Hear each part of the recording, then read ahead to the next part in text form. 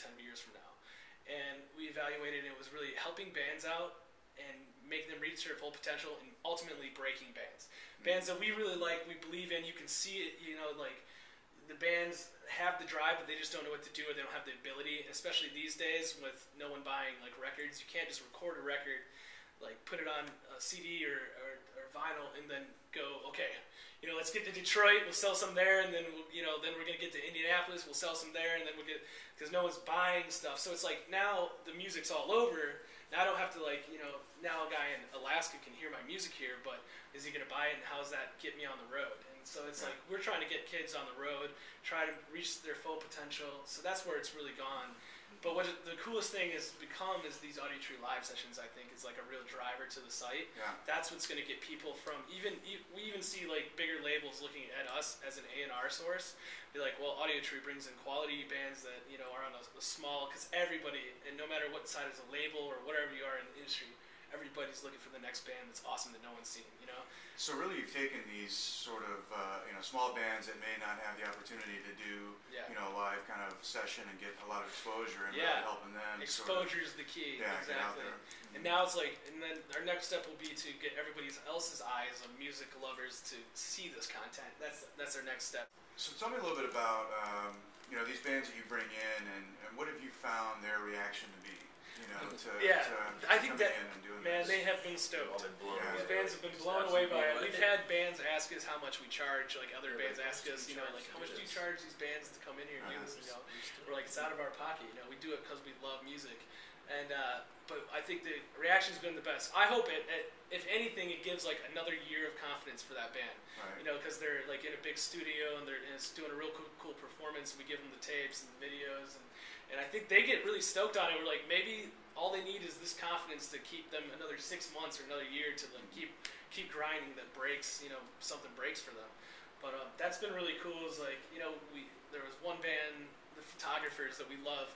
And we saw them at Martyrs, and we're like, man, this is really cool. We gotta get these guys to come in. So we just went up to them. And we're like, hey, you should come by our place and record. Come by next week. Yeah, and they were like, oh, cool, yeah, sure, But I'm sure they were expecting something like, somebody's basement with Pro Tools. She said that while they were doing their, like, the way the sessions go is they play a song, and then we have Chris May do like a little interview in between, just like that. And so Maren, the girl from the Photographer, she's like, well, just so everybody knows out there, we thought when these guys met us at Martyrs, they were like, we thought maybe they were doing something in their basement, just like with little recordings and stuff. And they didn't know what to expect. We're in a building, we're in the Liberty building on Blacker Drive in like a pro studio. So everybody's been great reaction. But like the intention was never to like impress people or anything. Like it'd be like, oh, you're in a skyscraper downtown in this incredible studio. It was really because that was like that Ira who we met. It's his place, but I was blown away too when I first walked into this place, to meet him, and was like, oh my God, this studio is incredible. Yeah. So we've been really lucky to work with him and have that studio to our, available whenever we need to use it. So tell me why why Chicago? I mean, Chicago obviously has a great music scene, but not really known for it. So why not LA or New York, or what brought you here? That's a good question. Well, we both grew up in Michigan. We both grew up in Kalamazoo, so we're only 2 hours away. So it's not too far away. So my dad grew up on the south side of Chicago. My relatives are all live in like Orland Park.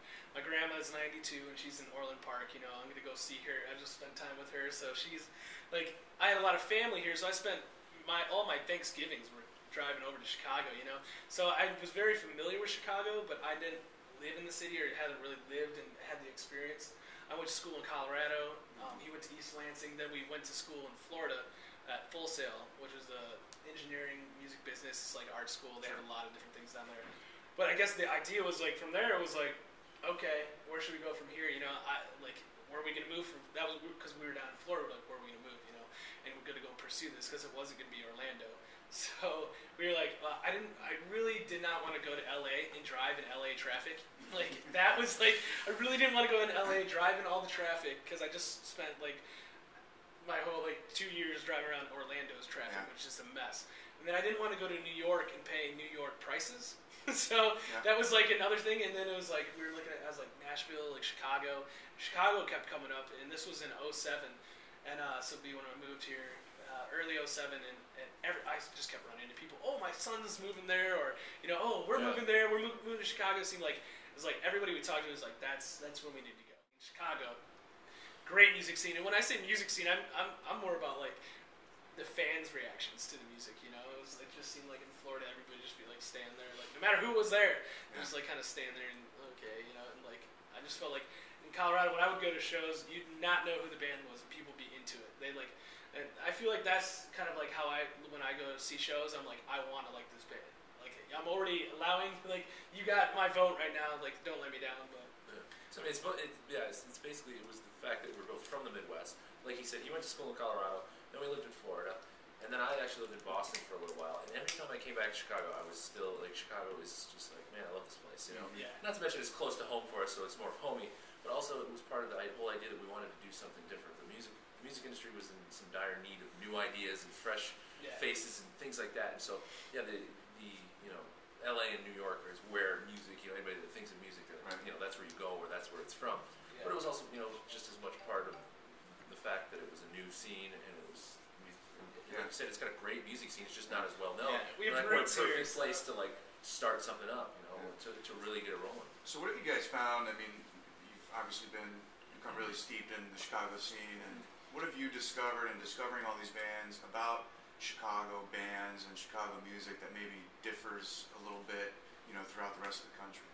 Yeah, I know from it's been interesting to hear the hip hop side of things, kind of, it's not so much where we come from, but I feel like I've like gotten a lot more into the hip hop scene from just friends of ours, Dominic, who's in a hip hop group called Gyroscope, but I feel like his whole thing is like he thinks a lot of people work more like better in Chicago. I think there's a lot of like.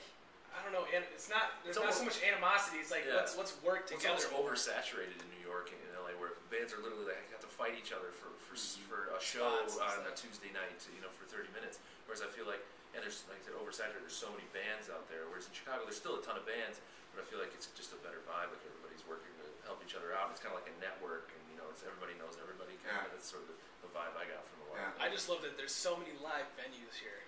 Like in Chicago, you go out any night of the week, and you could go to multiple shows that. I love that. And there's been multiple times, especially doing this now, we get invited to shows, invited to see live bands. I mean, I'll be at the Sub-Teen, I'll see a band, and they'll be like, "Awesome, great job, guys," and then be like, and then I got to skedaddle to go over to Lincoln Hall to go catch a band.